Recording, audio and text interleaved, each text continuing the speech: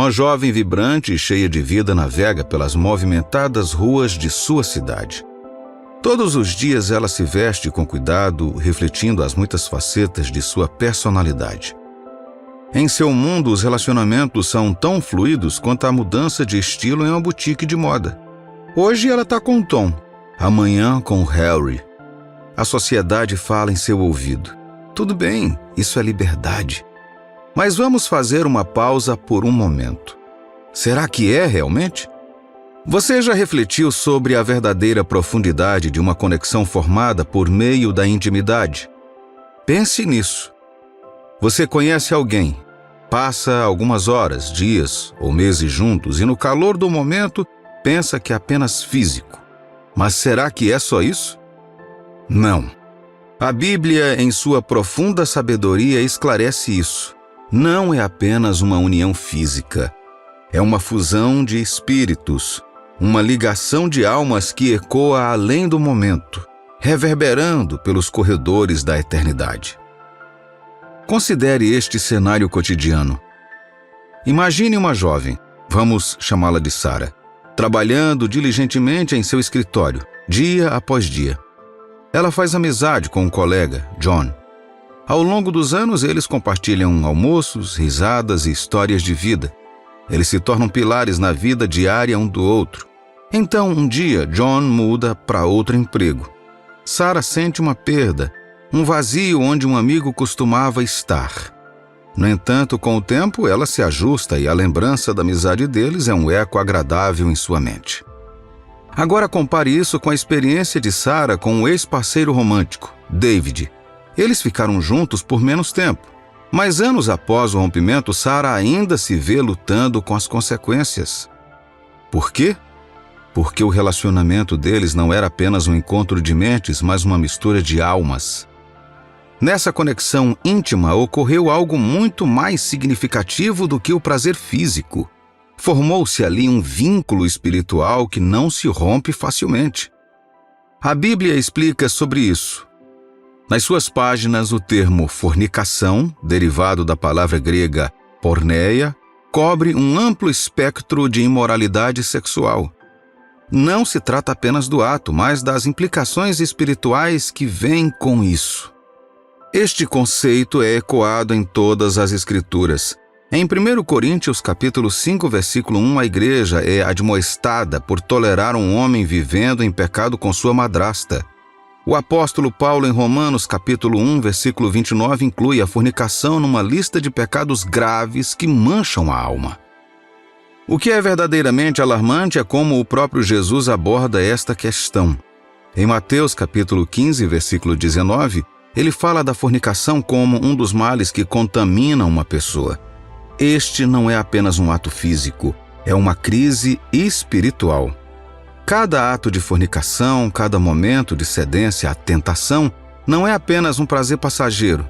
É um vínculo espiritual sendo formado, um vínculo que pode ter efeitos duradouros em sua alma. Cada decisão que tomamos, especialmente aquelas nos nossos momentos mais privados, ressoa no reino espiritual. O inimigo quer que você acredite que isso é apenas uma diversão, uma escapada inofensiva. Mas a verdade é que isso é um campo de batalha para sua alma, uma luta entre o prazer passageiro e as consequências eternas. Então, querido ouvinte, enquanto navegamos nesta jornada da vida, estejamos atentos às escolhas que fazemos. Vamos entender o peso das nossas decisões, não apenas no âmbito físico, mas no espiritual. Os demônios tremem ao pensar que você descobrirá esta verdade, pois é uma arma poderosa para proteger sua alma contra seus esquemas.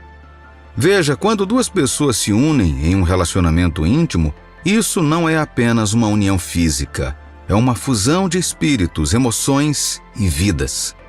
Esta união cria um vínculo poderoso e, às vezes, extremamente intenso.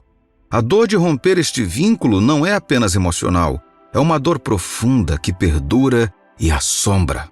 Em meio a tudo isso, há uma verdade profunda que muitas vezes passa despercebida, escondida à vista de todos nas páginas da Bíblia.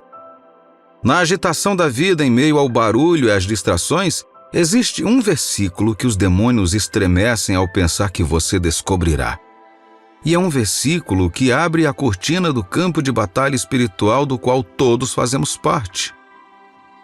Vamos parar um momento para refletir sobre 1 Coríntios, capítulo 7, versículo 23, que diz: Por preço fostes comprados, não vos torneis escravos de homens. Esta não é apenas uma expressão poética, é uma declaração do seu valor e do seu propósito. Você não é uma mercadoria a ser negociada no mercado de desejos passageiros. Seu valor é imensurável, pois você foi comprado por um preço pago por ninguém menos que o próprio Jesus. E então há 1 Coríntios capítulo 6, versículo 13. O alimento existe para o estômago e o estômago existe para o alimento. Sim, mas Deus acabará com os dois. O nosso corpo não existe para praticar a imoralidade, mas para servir o Senhor, e o Senhor cuida do nosso corpo. Esta não é apenas uma orientação dietética, é uma declaração profunda sobre a santidade de nossos corpos. Veja, em Corinto as pessoas justificavam as suas ações reduzindo a importância dos seus corpos, comparando os desejos físicos à mera fome. Mas o apóstolo Paulo, com um sentido de urgência e um fervor que ressoa através dos tempos, refuta esta noção. Ele enfatiza que nossos corpos não são apenas carne e ossos, mas templos que abrigam o Espírito Santo. Agora, por que este versículo é tão importante e por que os demônios o temem? Porque é um lembrete de sua verdadeira identidade e propósito. É um chamado para se libertar das correntes dos desejos físicos e dos prazeres passageiros. Quando usamos mal o nosso corpo, envolvendo-nos em relacionamentos sem compreender a sua sacralidade, não só nós nos prejudicamos, mas também diminuímos a nossa ligação com o divino. Este versículo é um farol de esperança, um lembrete de que nossos corpos e nossas vidas foram feitos para algo muito maior. É um convite para viver de uma forma que honre o Espírito Divino dentro de nós. É um chamado para nos elevarmos acima das tentações e enganos que procuram nos enredar. Um mundo onde as promessas são cumpridas, onde os corações são inquebráveis e a confiança é sólida como a rocha. Isso não é apenas uma fantasia, é o modelo que Deus traçou para nós, especialmente em questões de amor e compromisso. Vamos falar sobre um versículo. Não qualquer versículo, mas um que provoca arrepios na espinha de todo demônio. Hebreus capítulo 13, versículo 4. Digno de honra entre todos seja o matrimônio, bem como o leito sem mácula, porque Deus julgará os impuros e adúlteros. Por que este versículo, você pergunta? Porque é uma ordem direta de Deus, um chamado para honrar a santidade do casamento. No mundo em que muitas vezes banaliza os relacionamentos, este versículo é um farol de sabedoria divina. É a maneira de Deus dizer: eu projetei o amor, sei como ele funciona. É como ter um manual de amor definitivo escrito pelo próprio Criador do amor. Mas há mais. A Bíblia não abandona esse comando como uma batata quente. Ela tece na própria estrutura da nossa identidade como crentes. Em 1 Coríntios, capítulo 6, versículos de 18 a 19, Paulo nos lembra: fugir da impureza. Qualquer outro pecado que uma pessoa cometer é fora do corpo, mas aquele que pratica a imoralidade peca contra o próprio corpo.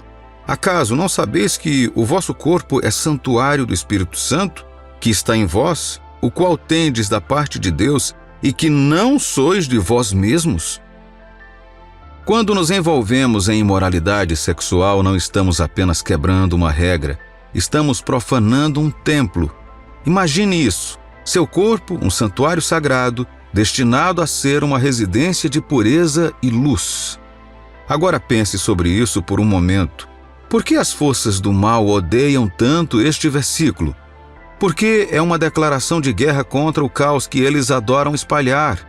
É um lembrete de que, num mundo de prazeres passageiros e promessas quebradas, existe um padrão que permanece inabalável.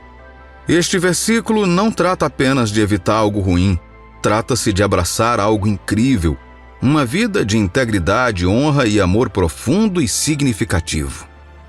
Mas é daqui que tudo fica realmente interessante. A Bíblia não se limita apenas à pureza individual. Ela pega esse conceito e pinta um grande quadro do amor divino. Ao longo das Escrituras, o relacionamento de Deus com seu povo é frequentemente descrito como um casamento. Quando permanecemos fiéis a Ele, é como se estivéssemos honrando essa união sagrada. E quando nos desviamos, não é apenas um deslize, é adultério espiritual. Então, qual é a nossa conclusão de tudo isso? Primeiro, que a pureza é importante não apenas para nosso bem, mas como um testemunho do nosso relacionamento com Deus. Segundo, que este apelo à pureza não é apenas uma regra, é um caminho para uma vida mais rica e gratificante. E, finalmente, ao defendermos a pureza, estamos nos posicionando contra as próprias forças das trevas. Então, não vamos apenas ler este versículo, vamos viver isso. Sejamos a luz na escuridão, a esperança no desespero. Vamos mostrar ao mundo, e sim, até aos demônios, que existe um caminho melhor, um caminho santo, o caminho de Deus. E ao fazer isso, vamos recuperar a sacralidade do amor, do compromisso e da pureza. Pois nisto encontramos não apenas o caminho para a justiça, mas o caminho para a verdadeira liberdade e alegria. Lembre-se da pergunta de Jesus em Lucas capítulo 6, versículo 46. Por que me chamais Senhor, Senhor, e não fazeis o que vos mando? Isto é um apelo à ação, um lembrete de que a verdadeira fé é comprovada pelos nossos atos, não apenas pelas nossas palavras. Agora vamos navegar por um mar tempestuoso, o tema da fornicação. É uma palavra que se tornou quase estranha nas conversas de hoje, mas é um conceito profundamente enraizado nos ensinamentos bíblicos. O apóstolo Paulo, em sua profunda sabedoria, nos diz em 1 Coríntios, capítulo 6, versículos 15 e 16: Não sabeis que os nossos corpos são membros de Cristo? E eu, porventura, tomaria os membros de Cristo e os faria membros de meretriz? Absolutamente não. Ou não sabeis que o homem que se une à prostituta forma um só corpo com ela? Porque, como se diz, serão os dois uma só carne. Aqui Paulo não está falando apenas de ações físicas, ele está revelando uma verdade espiritual sobre a pureza e a santidade de nossos corpos. A gravidade desta questão é ainda mais destacada quando as Escrituras advertem que os fornicadores não herdarão o reino de Deus. Não é uma questão de tempo ou de normas sociais. É sobre o estado da nossa alma, as escolhas que fazemos e o caminho que escolhemos trilhar. Por que isso é tão crucial? Porque a fornicação é mais do que apenas um ato físico, é uma rebelião espiritual, uma distorção da bela união que Deus pretendia no casamento. É como pregar um falso evangelho, não com palavras, mas com ações. O homem que conduz uma mulher a tal união sem a aliança do casamento espelha um Cristo que usa a sua igreja sem verdadeiramente se unir a ela. É um pensamento preocupante, não é? Isso nos leva à surpreendente constatação. O pecado da fornicação não desaparece simplesmente ao dizer sim. Persiste, lançando sombras de desconfiança e desunião espiritual nos casamentos. Não é apenas um evento passado, é uma luta atual, um obstáculo espiritual que pode prejudicar até mesmo a união mais amorosa. Mas é aqui que a nossa esperança brilha mais. A cruz de Cristo, onde todo pecado, incluindo a fornicação, pode ser purificado. Não se trata de reformular o nosso passado, mas de arrepender-nos e voltarmos para a cruz. A mensagem de Cristo é de redenção, de afastar-se do pecado e abraçar o amor e a pureza que Ele oferece. Então, ao navegarmos por essas verdades, vamos nos apegar à promessa em Hebreus capítulo 13, versículo 4. Digno de honra entre todos seja o matrimônio, bem como o leito sem mácula, porque o Deus julgará os impuros e adúlteros. Não vamos fugir dessas conversas difíceis. Em vez disso, abracemos o poder libertador de falar a verdade em amor, conduzindo os outros e a nós mesmos a uma vida de pureza e devoção a Cristo. Este, meu amigo e minha amiga, é o versículo, a verdade, que abala os próprios alicerces do inferno, o chamado à pureza, a uma vida que honre a Deus não apenas em palavras, mas na própria essência do nosso ser. Vamos trilhar esse caminho juntos, de mãos dadas, tendo Cristo como nosso guia e redentor. Sejamos a luz nas trevas, a voz da verdade no mundo de confusão, pois ao fazê-lo não apenas desafiamos os esquemas do inimigo, triunfamos sobre eles através do poder e do amor de nosso Senhor Jesus Cristo. Você sabia que as profecias que lemos na Bíblia um dia se cumprirão exatamente como foram preditas? Considere isto. Chegará um tempo em que toda a vida nos mares perecerá. Além disso, chegará o dia em que o sol terá o poder de afligir a humanidade com fogo abrasador. E você está ciente de que chegará um momento em que as pessoas aceitarão de bom grado a marca da besta, mergulhando naquele que poderá ser o período mais agonizante da história humana? À medida que nos aprofundamos nas revelações das Escrituras, exploramos e refletimos sobre vários aspectos do fim dos tempos. Embora muitos sinais que chamam a atenção, como guerras, rumores de guerras, pestilências, o anticristo e o surgimento do falso profeta ocupem nossos pensamentos, é crucial não ignorar detalhes importantes revelados no livro do Apocalipse.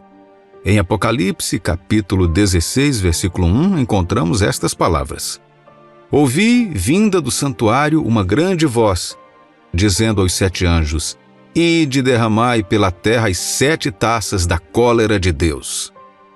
Estas 7 taças carregam toda a medida da ira de Deus contra um mundo entrincheirado na incredulidade, na maldade e no mal. Os desastres iminentes serão mais graves e intensos do que a nossa imaginação pode imaginar. É crucial reconhecer que existem aspectos mais terríveis do que os desastres naturais. Quero reconhecer você como verdadeiramente abençoado por ouvir esta mensagem agora. A sua presença aqui é uma confirmação de que Deus deseja que você fique longe da ira iminente reservada para aqueles que comprometeram a sua fé nos momentos finais. Tenho certeza de que a visão que você está prestes a obter será uma grande fonte de grandes bênçãos e alegria. Encorajo você a ficar comigo até o final deste vídeo, participar das orações e receber essas bênçãos para você, sua família e seus amigos. Antes de nos aprofundarmos no conteúdo, peço a gentileza de demonstrarem seu apoio se inscrevendo em nosso canal, curtindo este vídeo e compartilhando pelo menos uma vez. Ao fazer isso, você está se associando a nós na divulgação do Evangelho, tocando mais vidas e avançando o reino de Deus aqui na Terra. Agora, ao nos aprofundarmos em Apocalipse, capítulo 16, é crucial enfatizar que, de acordo com a escatologia bíblica, esta parte do livro de Apocalipse se desenrola durante a tribulação. O período da tribulação, que ocorre antes da segunda vinda de Jesus, é profetizado como a era mais desafiadora e torturante da história humana. Mateus capítulo 24, versículos 23 a 25, prediz os sinais e maravilhas dos últimos dias. Então, se alguém vos disser, eis aqui o Cristo, ou ei-lo ali, não acrediteis, porque surgirão falsos cristos e falsos profetas operando grandes sinais e prodígios para enganar, se possível, os próprios eleitos. Vede que vô-lo tenho dito. Portanto, se vos disserem, eis que ele está no deserto, não saias, ou ei-lo no interior da casa, não acrediteis. Apocalipse, capítulo 16, pode ser dividido em 4 partes. Primeira, as 7 taças do julgamento de Deus. O livro de Apocalipse dá uma descrição clara das 7 taças da ira de Deus que serão derramadas sobre a terra uma após a outra. Cada uma das taças nos fala sobre um tipo diferente de praga que será lançado sobre a terra e seus habitantes. Curiosamente, você também descobrirá que cada praga é mais grave que a anterior. As pragas nas 3 primeiras taças são direcionadas, respectivamente, à terra, ao mar e à água doce, causando ferimentos e morte às criaturas marinhas e transformando a água em sangue. A 4ª, 5ª e 6ª taças são direcionadas para causar calor escaldante na terra, trazer escuridão sombria e secar o rio Eufrates, respectivamente. Isso levará a humanidade à batalha final no dia do Senhor. A 7ª e última taça será esvaziada na atmosfera e isso resultará em terremotos, inundações e granizo gigantesco. 2. O Armagedon. A Bíblia diz em Apocalipse, capítulo 16, versículos de 12 a 16. Derramou o cesto, a sua taça, sobre o grande rio Eufrates, cujas águas secaram, para que se preparasse o caminho dos reis que vem do lado do nascimento do sol. Então vi sair da boca do dragão, da boca da besta e da boca do falso profeta 3 espíritos imundos semelhantes a rãs, porque eles são espíritos de demônios, operadores de sinais, e se dirigem aos reis do mundo inteiro com o fim de ajuntá-los para a peleja do grande dia do Deus Todo-Poderoso. Eis que venho como vem o ladrão. Bem-aventurado aquele que vigia e guarda as suas vestes, para que não ande nu, e não se veja a sua vergonha. Então os ajuntaram no lugar que em hebraico se chama Armagedon. A batalha do Armagedon acontecerá no futuro. Na verdade, esta é a maior guerra que já existiu, e isso acontecerá no final da tribulação. O anticristo unirá todos os reinos da terra para reunir os seus exércitos para um ataque total a Jerusalém e a todo o povo de Deus. Depois, Jesus Cristo retornará à terra com os exércitos do céu para derrotar as forças do mal e lançar o anticristo e o falso profeta no lago de fogo. Então Satanás será preso e Jesus Cristo estabelecerá o seu reino na terra por 1000 anos. 3. O mal sem precedentes. Haverá muita maldade no mundo. Isso não é apenas um mal contra a humanidade, mas também contra Deus. Como lemos em Apocalipse, capítulo 16, versículo 21, enormes pedras de granizo, cada uma pesando cerca de 50 quilos, cairão do céu e atingirão as pessoas.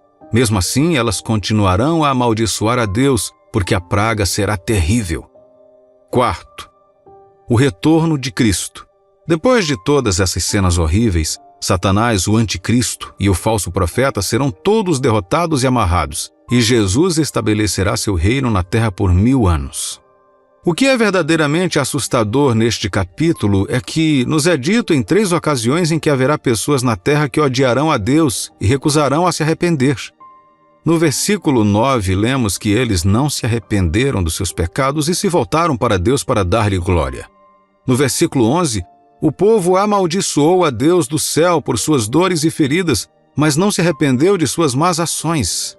Finalmente, no versículo 21, eles amaldiçoaram a Deus novamente por causa da terrível praga do granizo. Durante este período, o mundo estará sob a influência maligna do diabo, do anticristo e do falso profeta. O mal e a perversidade no mundo terão tal influência no coração de muitas pessoas que elas recusarão a se arrepender.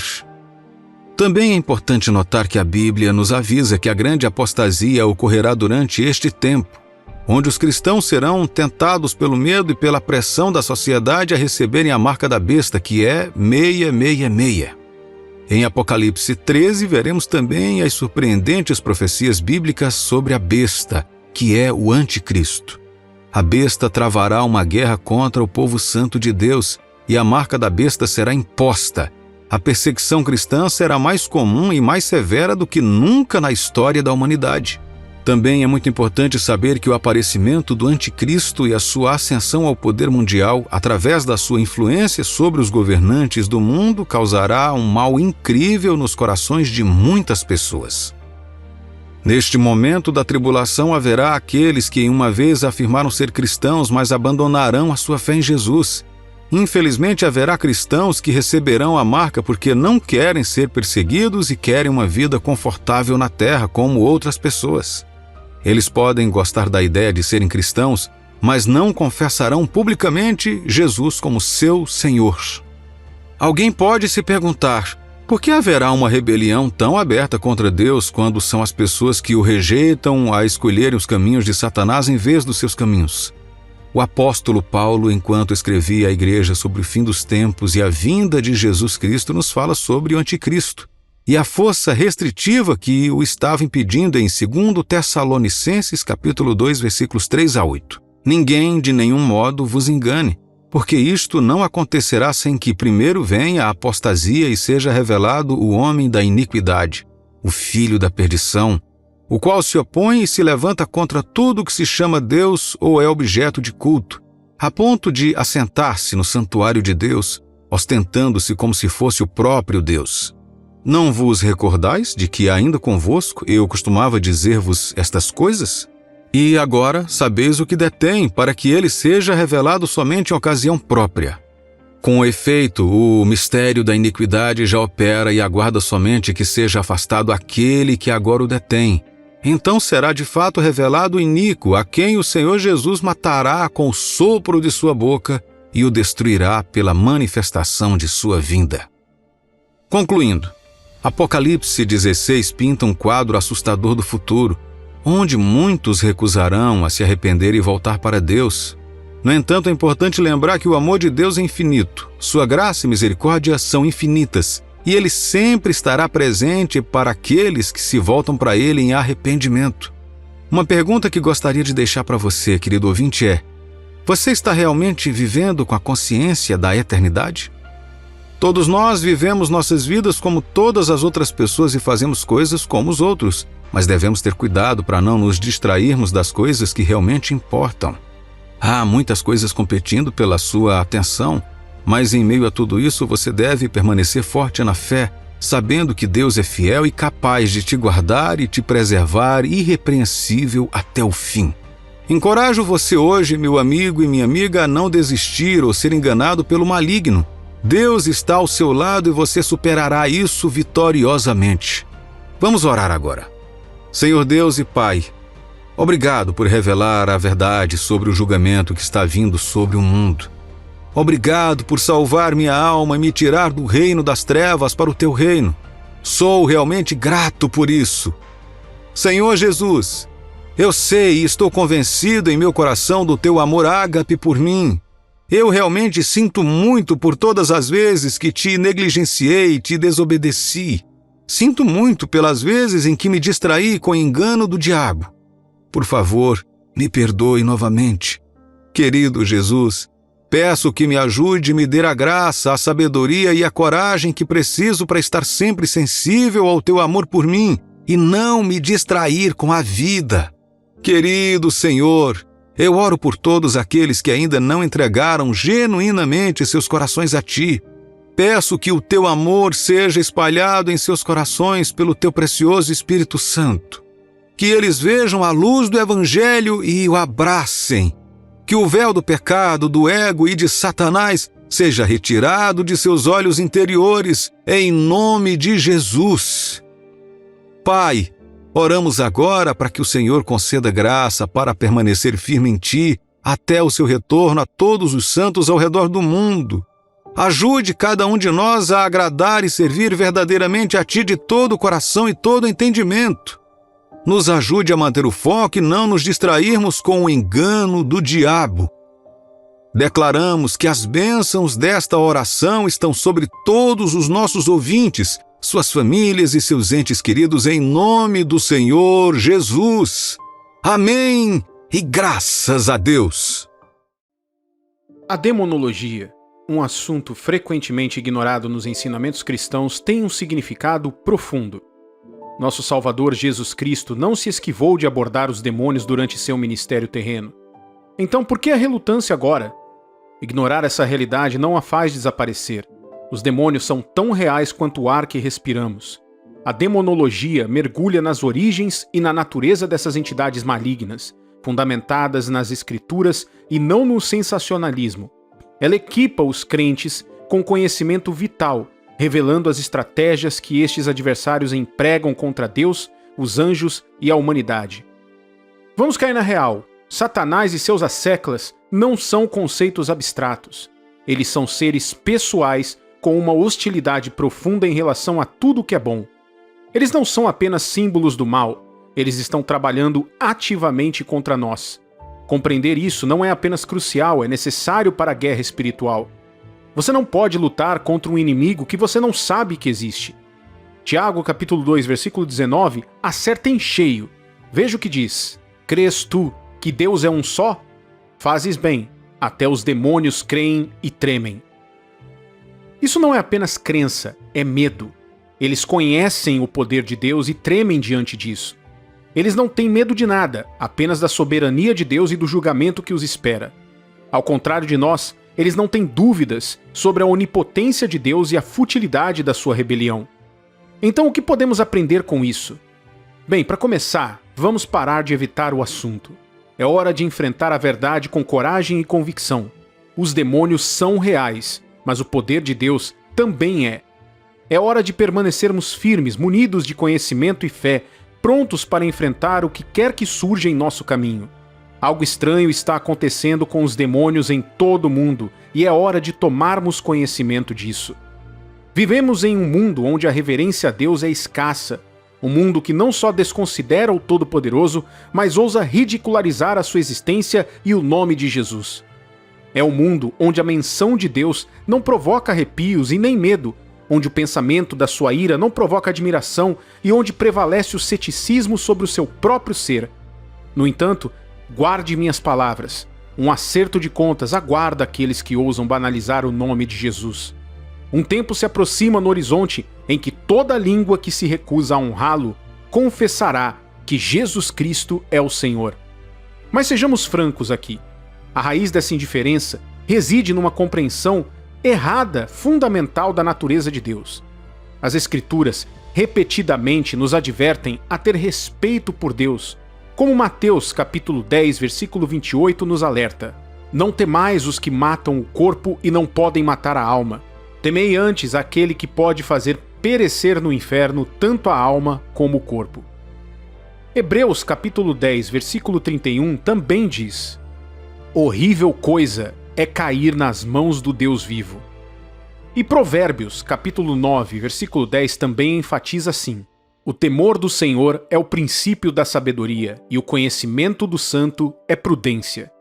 É essa compreensão, juntamente com a certeza da retribuição divina, que infunde medo nos corações daqueles que se opõem a Deus. Permita-me contar uma história fascinante de uma palestra na escola do seminário. Uma história que lança luz sobre o profundo terror que os demônios nutrem em relação a Jesus. Imagine um grupo de estudantes lutando com um homem possuído por uma força maligna. Ao confrontarem aquele demônio, uma voz diferente da do homem ecoou pela sala, uma voz cheia de maldade. No entanto, o que realmente causou arrepios na espinha foi a veemente aversão que o demônio demonstrou à simples menção do nome de Jesus. Essa reação visceral ressalta o poder de seu nome e ilumina o medo generalizado que os demônios abrigam com relação a Deus. Em essência, o que testemunhamos aqui não é apenas uma luta espiritual, mas um confronto entre a luz e as trevas, entre o Criador e a sua criação rebelde. E neste confronto é perfeitamente claro quem é a autoridade que reina suprema. Esta é a verdade inegável. O poder de Deus transcende todos os reinos e aqueles que se opõem a ele o fazem por sua própria conta e risco. A onda de relatos detalhando encontros com demônios e ocorrências estranhas em diversas culturas exige uma afirmação retumbante de fé no poderoso nome de Jesus. Não é apenas um chamado, é uma proclamação fundamentada na verdade de que toda entidade, celestial ou terrena, se curva diante da autoridade de Jesus. Essa verdade, como declarada em Filipenses capítulo 2, versículo 10, ecoa através dos tempos, causando medo nos demônios que sabem que o seu destino final os aguarda. Imagine isso: Satanás, o querubim outrora ungido, adornado com brilho e glória, enfrenta agora a consequência inevitável da sua rebelião contra Deus. É uma história de proporções cósmicas, onde o auge da perfeição angelical ousou desafiar o Criador. E pelo quê? Por poder passageiro, por ambição vã. No entanto, a justiça prevalece, pois o fogo do inferno aguarda o diabo e seus companheiros, como explicitamente declarado por Jesus em Mateus capítulo 25, versículo 41. Então o rei dirá também aos que estiverem à sua esquerda: apartai-vos de mim, malditos, para o fogo eterno preparado para o diabo e seus anjos. Pense sobre a destruição causada por esses espíritos malignos ao longo da história. Vidas destruídas, destinos alterados, tudo ao capricho do diabo. Mas vamos dissipar a ilusão de Hollywood. Não há domínio diabólico no Lago de Fogo. Não, em vez disso há tormento, angústia e a amarga compreensão de sua própria morte. Lembre-se dos encontros entre Jesus e os demônios durante seu ministério terreno. O tremor e o apelo deles em Mateus capítulo 8, versículo 28 fala muito. Veja o que eles disseram. E eis que gritaram: que temos nós contigo, ó Filho de Deus? Vieste aqui atormentar-nos antes do tempo? Isso é uma janela para a sua compreensão do julgamento divino e a sua consciência de uma hora marcada em que enfrentarão o seu acerto de contas. Essa visão, carregada de peso espiritual, revela a derrota iminente que aguarda essas forças obscuras. Em essência, a pergunta deles demonstra uma verdade profunda: a inevitabilidade da sua queda, a supremacia de Jesus Cristo e a urgência da humanidade se alinhar com o vencedor final. Então, sim, algo realmente estranho está acontecendo com os demônios em todo o mundo. Mas em meio ao caos, há um farol de esperança, a autoridade inabalável de Jesus que reina supremamente sobre tudo. No meio destas ocorrências misteriosas, as pessoas muitas vezes são dominadas pelo medo, se sentindo totalmente impotentes e, por vezes, até questionando a sua própria compreensão da realidade. Mas diante desses encontros arrepiantes, há um nome que está acima de todos os outros nomes: Jesus Cristo. Repetidas vezes, foi relatado que simplesmente pronunciar seu nome interrompe abruptamente todas as formas de atividade demoníaca e distúrbios sobrenaturais. Um dos cenários mais comuns onde esse fenômeno se desenvolve é durante episódios de paralisia do sono. Imagine estar preso em um limbo aterrorizante entre o sono e a consciência, incapaz de se mover ou emitir qualquer som, com uma presença sinistra pairando sobre você. É um cenário saído de um pesadelo, confundindo as fronteiras entre o que é físico e o que é espiritual, deixando aqueles presos em suas garras, temendo genuinamente por suas vidas. No entanto, em meio a esse horror há um farol de esperança.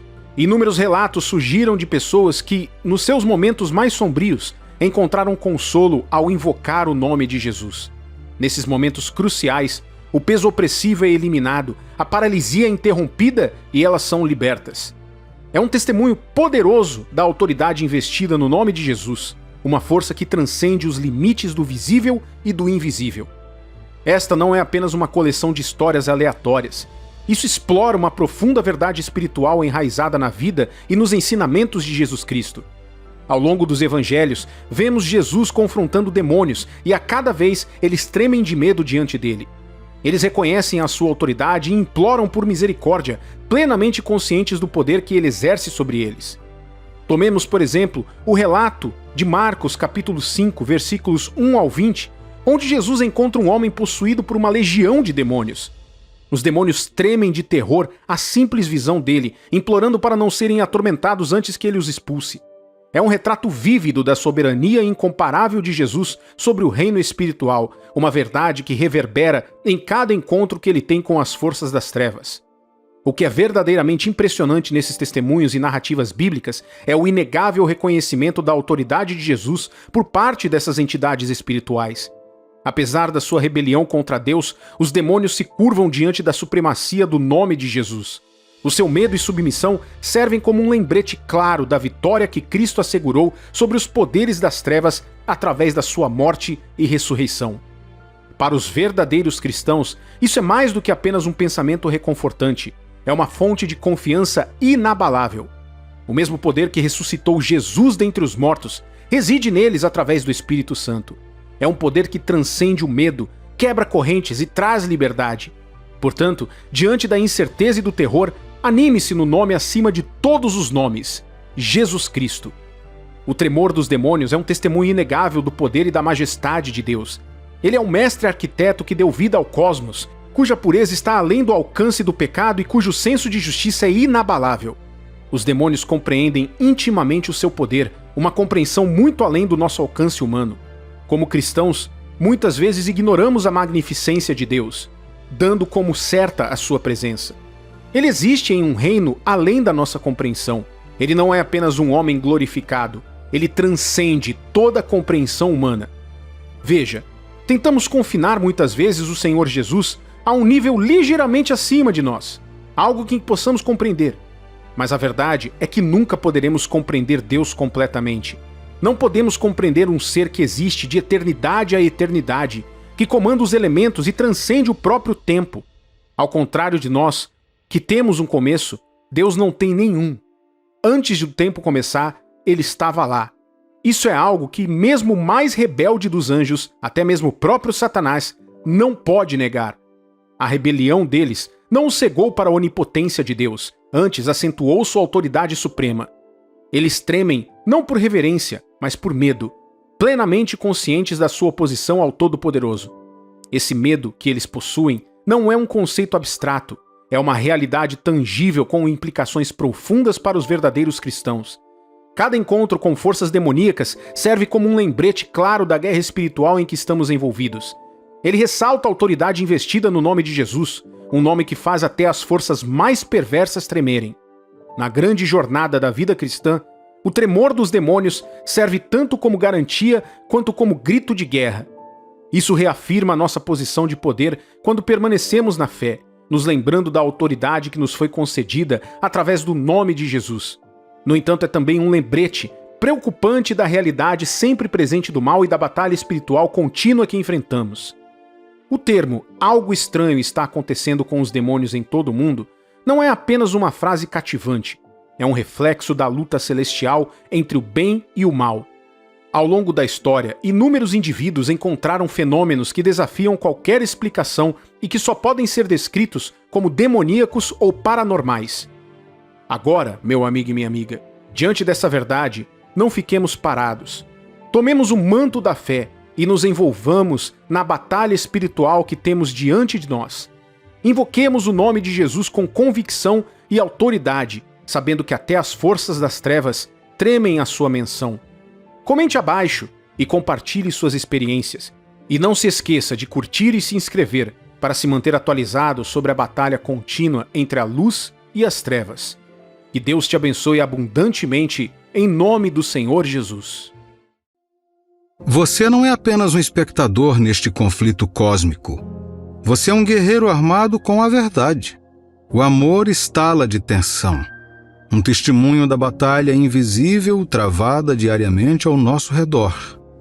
Os demônios, esses antigos inimigos, tecem ilusões e enganos, mas é você que detém a chave para a sua ruína.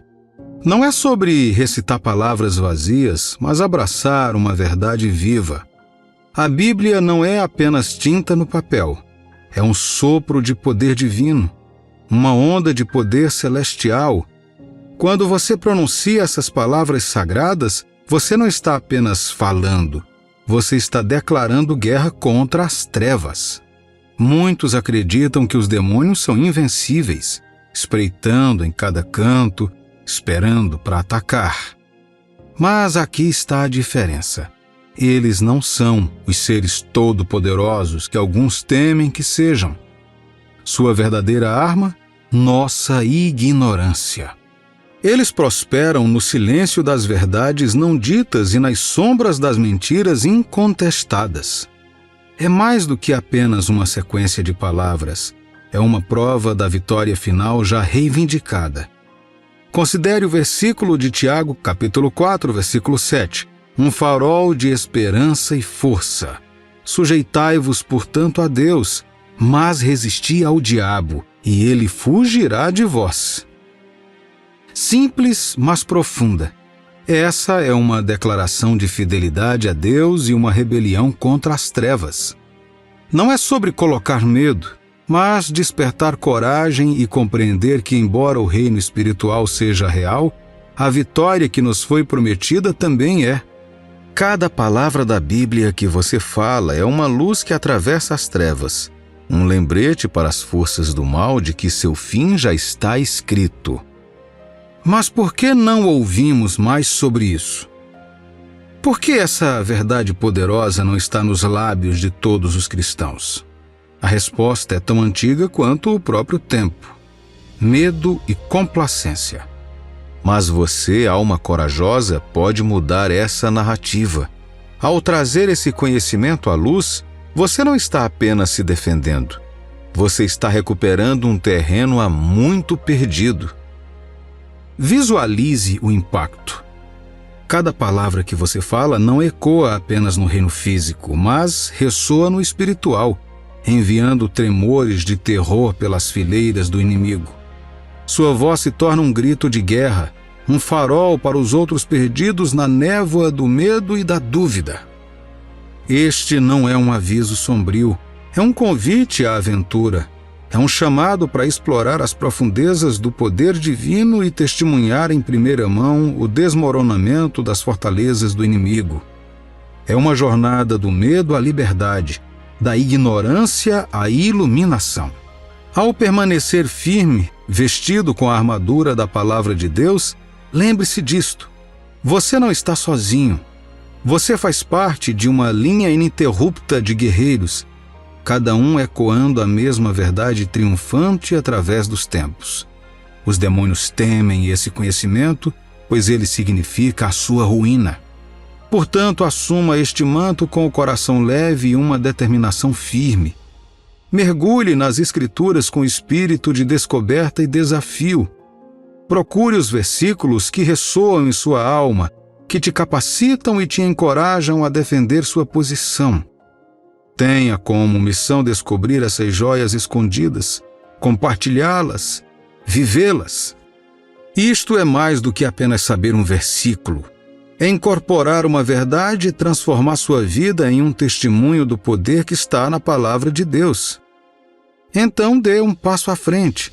Fale e observe enquanto as sombras fogem diante da luz que você carrega dentro de você. Este é o momento, o seu chamado, o grito de guerra. É uma ação com Deus que coloca o diabo em fuga.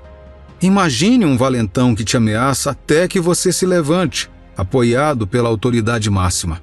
Isso é o que acontece quando você se alinha ao ritmo do céu. Submissão não tem a ver com fraqueza, e sim com a fonte de toda força. É a escolha de caminhar humildemente sob a mão poderosa de Deus, onde o favor flui como um rio. É compreender que a nossa respiração e o nosso batimento cardíaco são uma dádiva daquele que criou o universo. Cada noite de descanso, cada novo amanhecer, é uma prova do seu poder sustentador. Em nossa rendição encontramos força para permanecermos firmes. Agora vamos inverter o texto. Resistir ao diabo não é um desejo passivo, é um grito de guerra ativo. É reconhecer as formas sorrateiras com que ele tenta se infiltrar em nossos pensamentos e decisões, visando nos afastar do nosso destino divino. Mas aqui está o problema. Quando estamos totalmente sintonizados na frequência de Deus, o engano do diabo se dissolve. Ele não tem controle, nem reivindicação, nem poder. Como uma sombra dissipada pela luz, ele tem que fugir. Este não é um conto de fadas. É a realidade crua da guerra espiritual. O diabo quer que você seja ignorante, isolado e intimidado. Mas conhecimento é poder, e esse poder é seu. É a revelação de que quando está sob a autoridade de Deus, você supera as armadilhas do diabo. Você não está apenas sobrevivendo, você está prosperando. Um vencedor pelo sangue do Cordeiro e pela palavra de seu testemunho. Então, qual é o plano? É simples, mas profundo. Primeiro passo: caia nos braços da graça. Reconheça a sua necessidade de Deus, aquele que conhece o seu fim desde o início. Segundo passo: enfrente o diabo com a autoridade do céu apoiando você. Tenha a confiança silenciosa que advém de saber quem você é e a quem você pertence. Nesta jornada, lembre-se, o campo de batalha é muitas vezes a mente. Proteja ela ferozmente com a verdade, com o amor e com a palavra que é uma lâmpada para os seus pés. Seja todo pensamento levado cativo e tornado obediente a Cristo. Suas palavras têm poder, sua fé tem substância e seu Deus tem um histórico invicto. Na grande tapeçaria da eternidade, cada fio, cada um de vocês é vital. Você não é um espectador, você é um participante da maior história já contada. A vitória já está conquistada, mas as batalhas diárias ainda precisam da sua coragem, da sua fé, do seu sim a Deus. Então, ao entrar na luta, lembre-se do versículo que ecoa através dos tempos, um farol de esperança e uma declaração de vitória. Tiago 4, versículo 7 não é apenas um versículo. É o seu grito de guerra. É o lembrete de que no reino de Deus, o oprimido reina supremo e Jesus Aquele que venceu o pecado e a morte está lutando por você. Deixe este ser o seu hino, o seu grito de guerra. Ao se submeter a Deus e resistir ao diabo, observe enquanto o inimigo se dispersa. Enquanto a liberdade canta e enquanto você caminha na vida abundante destinada a você. Vamos refletir um pouco sobre os 7 filhos de um homem chamado Seva, de Atos 19. Eles pensaram que poderiam imitar o poder de Paulo sem entender que sua força vinha de uma vida entregue a Deus. O fracasso deles foi um lembrete claro de que a autoridade sobre os demônios não significa saber as palavras certas. É sobre viver a vida da maneira correta. Dar-te-ei as chaves do reino dos céus. O que ligares na terra terá sido ligado nos céus, e o que desligares na terra terá sido desligado nos céus. Mateus capítulo 16, versículo 19 não é apenas um versículo. É um mandamento divino, um decreto celestial que, quando proferido com fé, põe os céus em movimento e os demônios em fuga. Enquanto algumas almas foram levadas para a eternidade na noite passada, você recebeu outro dia, uma outra chance de fazer da sua vida um testemunho do poder de Deus. O maior engano do diabo foi convencer Eva de que ela não precisava seguir a ordem de Deus. Ele teme a sua obediência porque é a arma que o torna impotente. A sua submissão a Deus não é apenas um ato de devoção. É um ato de guerra contra as forças que buscam a sua queda. Imagine que você está segurando uma espada, não uma qualquer, mas uma espada forjada em fogo divino, gravada com palavras de vida e esperança. Esta não é uma história de guerreiros antigos. É sobre você armado com um versículo que os demônios temem. Efésios capítulo 6, versículo 11 não apenas sugere, mas ordena: revesti-vos de toda a armadura de Deus, para poderdes ficar firmes contra as ciladas do diabo. Agora, por que tal apelo às armas seria tão vital? Pense nas inúmeras vozes de desânimo e medo que nublam nossas mentes diariamente. Não são apenas pensamentos aleatórios, são ataques calculados de um inimigo invisível. Mas é aqui que a nossa trama se revira. Não estamos indefesos. O cinto da verdade, a couraça da justiça, as sandálias da paz, o escudo da fé, o capacete da salvação e a espada do Espírito não são meras metáforas. Tudo isso é o nosso arsenal, nossa defesa e nosso ataque em uma batalha por nossas almas. João capítulo 3, versículos 16 a 17 diz: porque Deus amou o mundo de tal maneira que deu seu Filho unigênito para que todo aquele que nele crê não pereça, mas tenha a vida eterna. Faça uma pausa e deixe que isso seja absorvido. Deus, o Criador do universo, não enviou seu Filho ao mundo para apontar o dedo ou desencadear a ira. Ele o enviou para resgatar, salvar e oferecer uma ponte de volta à esperança e à vida. Agora, imagine a consternação do diabo quando uma única alma compreende esta verdade. É como uma tocha acesa na masmorra mais escura. A maior arma do inimigo é o engano, nos convencendo de que somos indignos de amor ou que estamos além da graça.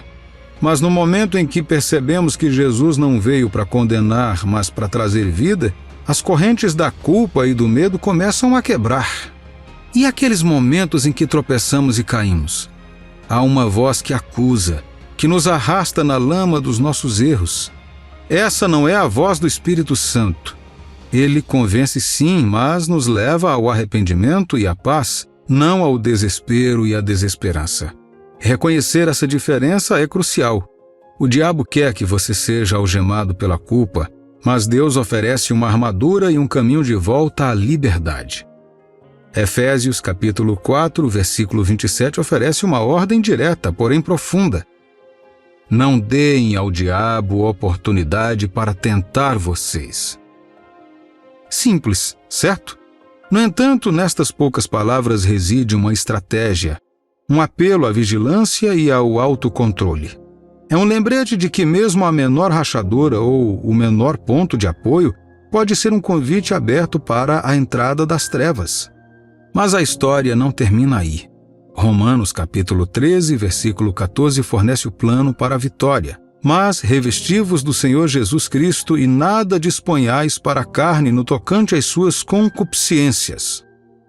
É um chamado às armas para nos revestirmos do caráter e do amor de Jesus, não deixando espaço para que a carne nos desencaminhe. Ao navegar pelos desafios e batalhas da vida, lembre-se deste versículo oculto e das verdades poderosas que ele contém. Guarde seu coração.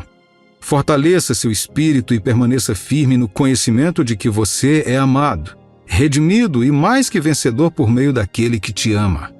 Deixe esta mensagem ressoar não apenas como um conceito distante, mas como uma realidade viva e vibrante em sua vida. Abrace, viva e compartilhe isso, pois assim você emana uma luz que não apenas ilumina o seu caminho, mas também rompe a escuridão que te rodeia. Veja bem, o diabo tenta prender você em um ciclo de culpa e vergonha, fazendo você acreditar que é definido por seus erros e que seu valor é medido por uma lista do que fazer e do que não fazer. Mas é aí que ele está errado. Nosso valor e nossa identidade estão enraizados em algo muito maior do que nossas ações. Eles estão ancorados no amor imutável de Deus. Então, como podemos combater esse leão que nos rodeia? 1 Pedro, capítulo 5, versículo 8, não apenas descreve o problema, mas oferece a solução. Sede sóbrios e vigilantes. O diabo, nosso adversário, anda em derredor, como leão que ruge procurando alguém para devorar. É um chamado às armas, um grito de guerra por vigilância. Isso não significa viver com medo.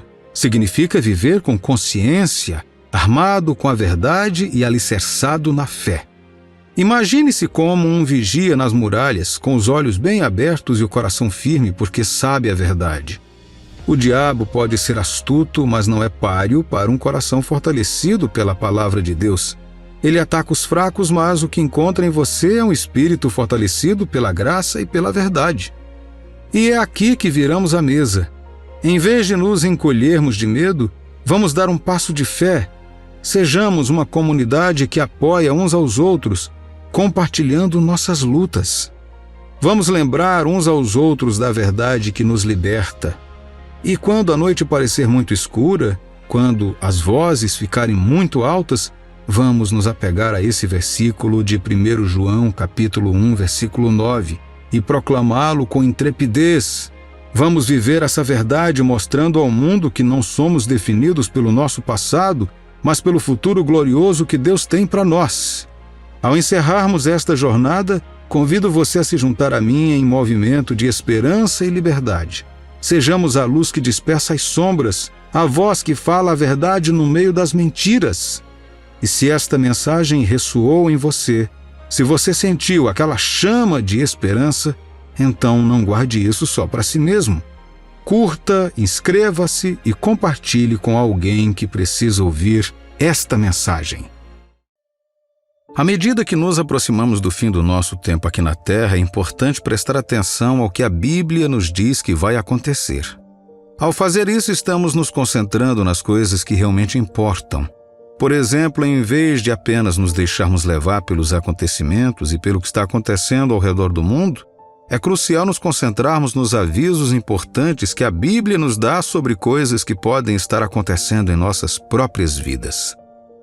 Hoje quero apresentar a você alguns tipos de pessoas que estão começando a surgir ao redor do mundo nestes últimos dias. Ao nos aprofundarmos na Bíblia, veremos como Deus nos alertou sobre elas e o que devemos fazer para reconhecê-las. Quem são essas pessoas? Por que elas são importantes? Por que você deve ter cuidado com elas? Veremos as respostas a estas perguntas hoje. Oro para que você receba sabedoria e força e seja guiado por esta mensagem hoje. Vamos começar. Número 1. Pessoas que parecem ter uma forma de piedade em suas vidas, mas carecem de evidências ou, como diz a Bíblia, de poder. O apóstolo Paulo alertou sobre esse tipo de pessoa em 2 Timóteo capítulo 3, versículo 5. Tendo forma de piedade, negando-lhe, entretanto, o poder, foge também destes. Pessoas que têm uma forma de piedade são aquelas que podem parecer cristãs por fora, mas na verdade são como lobos ferozes por dentro. Em termos mais simples, são hipócritas. Elas podem falar como cristãos, mas não entendem verdadeiramente o que isso significa.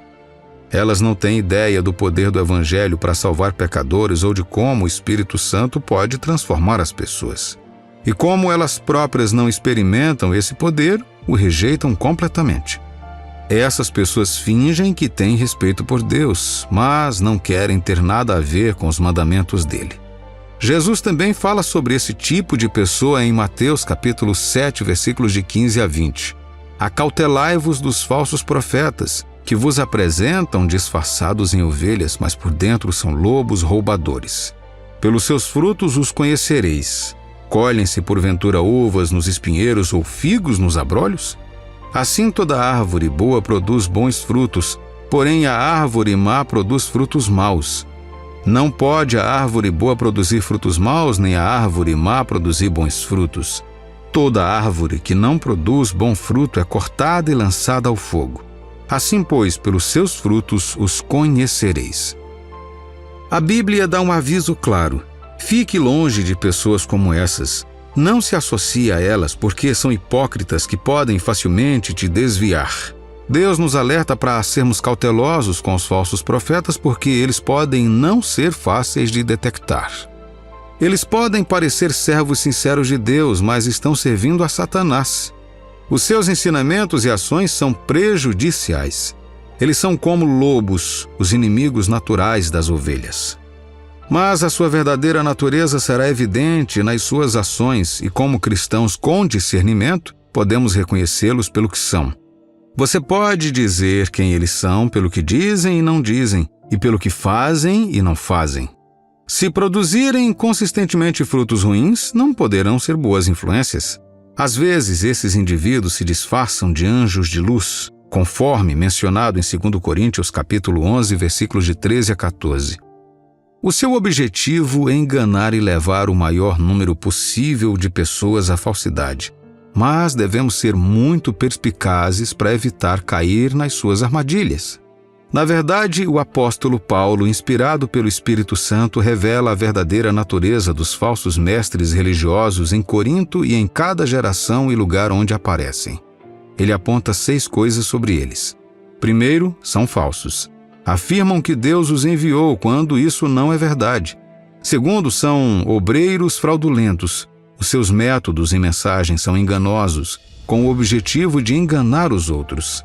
Terceiro, fazem um show, fingindo ser mensageiros de Cristo, mas seus corações permanecem maus e inalterados.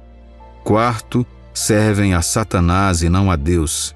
Quinto, fingem ser servos justos, falando sobre justiça, mas vivendo em pecado. E por último, 6, Deus os julgará com base em suas ações. O diabo não aparece como ele mesmo, todo sombrio e assustador. Ele é mais astuto do que isso. Ele pode parecer deslumbrante, charmoso e atraente. Ele não faz o pecado parecer pecaminoso. Ele o adoça, fazendo com que pareça bom. Ele pode distorcer as coisas de modo que negar a palavra de Deus parece lógico e até agradável. Ele inverte tudo, fazendo o certo parecer errado e o errado parecer certo, a luz parecer escura e a escuridão parecer luz. E, infelizmente, há muitas pessoas que o acompanham. Deus tem algo a dizer sobre isso em Isaías capítulo 5, versículo 20. Ai dos que o mal chamam bem e ao bem mal, que fazem da escuridade luz e da luz escuridade. Põe o amargo por doce e o doce por amargo. Além disso, a advertência sobre os falsos profetas surge logo depois de Jesus nos exortar a seguir o caminho estreito. Isso porque esses falsos profetas pregarão coisas que vão contra os ensinamentos de Jesus. Eles fornecerão caminhos alternativos e tentarão desviar as pessoas da porta estreita. Mas podemos encontrar segurança nisso. No final, eles colherão o que plantaram. Isso nos leva ao segundo grupo de pessoas sobre as quais a Bíblia nos alerta. Número 2. Os adoradores de ídolos. A adoração de ídolos é contra um dos 10 mandamentos. A Bíblia nos adverte para ficarmos longe da idolatria e daqueles que praticam essas coisas. Isaías capítulo 44, versículos de 9 a 11 diz: todos os artífices de imagens de escultura são nada, e as suas coisas preferidas são de nenhum préstimo. Eles mesmos são testemunhas de que eles nada veem, nem entendem, para que eles sejam confundidos. Quem formaria um Deus ou fundiria uma imagem de escultura que é de nenhum préstimo? Eis que todos os seus seguidores ficariam confundidos, pois os mesmos artífices não passam de homens. Ajuntem-se todos e se apresentem, espantem-se e sejam a uma envergonhados. Antes da nossa civilização moderna, as pessoas criavam ídolos com materiais como madeira, metal ou pedras. Mas hoje esses ídolos físicos raramente são vistos, mesmo em locais de adoração onde os ídolos já foram reverenciados. Hoje em dia os nossos ídolos são muito menos tangíveis. Eles são silenciosos e invisíveis, mas sua influência é profunda, ainda mais do que os ídolos físicos jamais foram. O que quero dizer? Naquela época, os ídolos eram principalmente estátuas, mas os ídolos de hoje são construídos em torno de coisas que valorizamos muito, como carreiras, celebridades, cônjuges, riqueza e estudos. Não que hoje em dia não existam estátuas que são adoradas. Muitos oram para imagens que nada mais são do que um pedaço de gesso. Mas qualquer coisa que concorra com Deus pela nossa devoção é um ídolo e deve ser tratado como tal. Muitas pessoas hoje não perceberam que se tornaram adoradores de ídolos sem saber, porque pensam erroneamente que apenas aqueles que adoram imagens esculpidas em santuários ou templos são idólatras. Mas qualquer forma de adoração que substitua a Deus é uma forma de idolatria. O nosso Deus é zeloso e detesta a idolatria. A Bíblia nos alerta particularmente em 2 Timóteo capítulo 3 sobre os últimos dias, afirmando que as pessoas se tornarão amantes do dinheiro. Jesus também nos alertou sobre isso, dizendo que é impossível servir a Deus e a Mamon. O que é Mamon? Veja, Mamon representa o espírito que controla o dinheiro. É traduzido de uma palavra que significa riqueza ou tesouro, simbolizando o que as pessoas valorizam neste mundo. Os tesouros terrenos podem se tornar senhores severos, ditando como as pessoas os servem. Eles levam as pessoas a mentir, trapacear, roubar e até mesmo arriscar suas almas. Neste mundo existem apenas dois senhores possíveis: Deus ou Satanás, que usa os tesouros terrenos para escravizar as pessoas. Qualquer pessoa, independentemente da sua religião, que sirva ao dinheiro ou às riquezas mundanas enquanto afirma servir a Deus, está enganada ou é desonesta. Servir a Deus é fundamentalmente compatível com servir qualquer outra coisa, inclusive dinheiro. Deus pode te abençoar com dinheiro, mas o dinheiro nunca deve ser o que te impulsiona no seu serviço a Ele. Menciono isto porque, embora vários países possam ter os seus próprios deuses e ídolos, o dinheiro é o ídolo universal do mundo. Algo que as pessoas em todo o mundo amam, a quem se curvam e a que servem. Portanto, os seguidores de Jesus devem rejeitar este ídolo tal como rejeitam todos os outros e devemos nos afastar daqueles que idolatram Mamon. Jesus nos alerta que não podemos servir a dois deuses simultaneamente. Acabaremos amando um e odiando o outro, ou nos dedicando a um e desprezando o outro. É impossível adorar a Deus verdadeiro sendo escravizado pelo Deus do dinheiro, das celebridades ou de qualquer outra coisa. Portanto, tome cuidado com os idólatras e evite-os. Isto nos leva ao último, mas certamente não menos importante grupo. Número 3. O imoral. A Bíblia já nos avisou que nos últimos dias as pessoas serão mais amantes dos prazeres do que amantes de Deus. Isto está começando a acontecer globalmente. De forma sutil e astuta, Satanás tem usado a mídia e o entretenimento para diluir os valores divinos e o que a Bíblia ensina. É por isso que hoje muitas pessoas não veem nada de errado na difusão da sociedade, especialmente em relação à imoralidade. Satanás construiu globalmente a ideia de que a imoralidade não tem nada a ver com você como pessoa. Hoje a nudez se tornou aceitável em muitas sociedades. A pornografia e outras formas de imoralidade sexual são agora promovidas em revistas, redes sociais e filmes. Já se foi o tempo em que as menores cenas sexuais nos filmes eram cobertas para que o público não pudesse vê-las.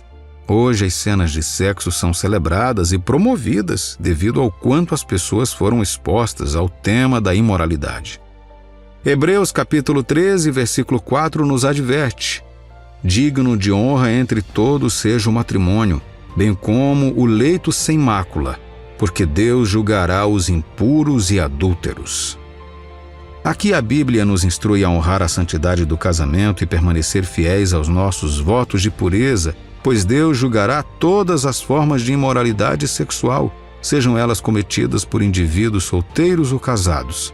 Contudo, esta mensagem contrasta fortemente com o que a sociedade prega hoje. Satanás normalizou o pecado sexual em todas as suas formas entre a vasta população do mundo. Como resultado, o sexo e o adultério estão sendo amplamente promovidos.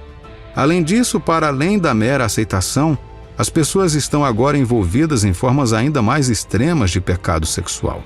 Há um desejo doentio por sexo, levando ao surgimento da homossexualidade, do lesbianismo, da masturbação e de vários outros desejos descontrolados no mundo de hoje.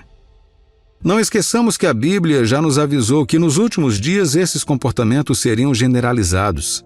Ela diz que as pessoas não terão autocontrole e isso é algo que não devemos ignorar. Nesses tempos, as pessoas se tornarão escravas dos seus desejos, mantidas cativas por aquilo que querem e anseiam. Contudo, como cristãos, devemos nos distanciar de pessoas imorais. Elas podem não declarar isso abertamente, mas podemos reconhecê-las pelas suas ações e não devemos permitir que entrem em nossas vidas nem por um momento. Concluindo, devemos ter cuidado com esses grupos de pessoas, pois Jesus nos alertou sobre a influência deles ser como um fermento. Assim como uma pequena quantidade de fermento pode fazer com que toda a massa cresça, esses indivíduos podem nos levar ao pecado e à injustiça se os deixarmos entrar em nossas vidas. Não sejamos enredados pelo mal enganoso destes últimos dias. Jesus nos aconselha a sermos inocentes como as pombas, mas astutos como as cobras. Este não é apenas um bom conselho. É um aviso vital para enfrentar os desafios nos últimos dias. Lucas capítulo 12, versículo 1 diz: posto que miríades de pessoas se aglomeraram, a ponto de uns aos outros se atropelarem, passou Jesus a dizer, antes de tudo, aos seus discípulos: acautelai-vos do fermento dos fariseus, que é a hipocrisia. Meu amigo e minha amiga, é crucial que não nos deixemos influenciar pela hipocrisia e falta da sinceridade daqueles que apenas parecem ser piedosos, mas são idólatras e imorais. O seu engano pode se infiltrar em tudo o que dizem e fazem, pois estão apenas a servir os seus próprios interesses. Embora vivamos neste mundo, devemos sempre lembrar que não somos deste mundo. Fomos chamados das trevas do mundo para a maravilhosa luz encontrada no Senhor Jesus. A nossa tarefa agora é proclamar os louvores daquele que nos chamou, vivendo vidas santas e justas, evitando estar em julgo desigual com os incrédulos. Que Deus te abençoe abundantemente, em nome do Senhor Jesus.